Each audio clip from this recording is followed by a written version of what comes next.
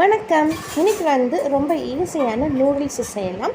அதுக்கு ஒரு கடாயில் தேவையான அளவு தண்ணி ஊற்றிட்டு கொஞ்சமாக உப்பு 2 டீஸ்பூன் எண்ணெய் விட்டு நல்லா கொதிக்க வச்சுக்கோங்க.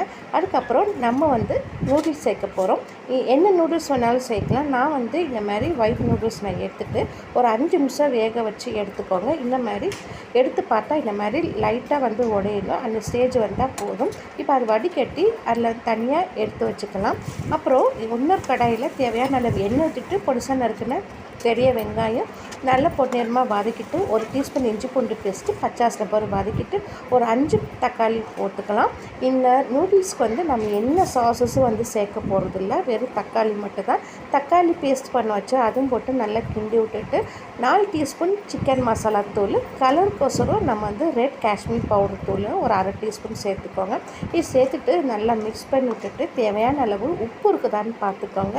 எனக்கு கொஞ்சம் உப்பு கம்மியாக இருக்கிற மாதிரி தெரிஞ்சு, அதனால் நான் கொஞ்சமாக உப்பு நான் போட்டுட்டு இதை நல்லா மிக்ஸ் பண்ணி விட்டுட்டு நம்ம நூடுல்ஸ் சேர்க்க போகிறோம்.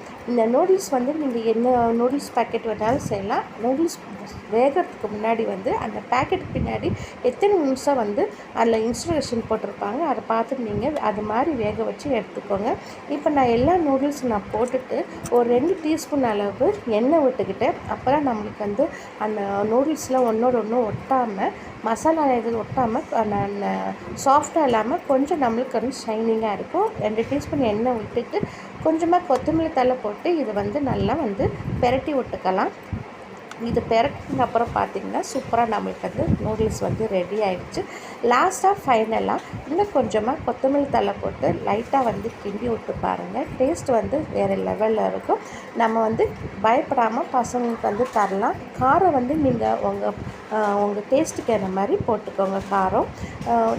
நூடுல்ஸ் என்ன சாஸஸ் இல்லாமல் அப்படியே சிம்பிளாக ரொம்ப டேஸ்ட்டாக இருக்கும். ட்ரை பண்ணி பாருங்கள். உங்களுக்கு இந்த வீடியோ பிடிச்சிச்சுன்னா லைக் பண்ணுங்கள். மறக்காமல் சேனலை சப்ஸ்கிரைப் பண்ணுங்கள். ட்ரை பண்ணி பார்த்து எனக்கு கண்டிப்பாக கமெண்ட்டில் சொல்லுங்கள். தேங்க்யூ ஃபார் வாட்சிங்.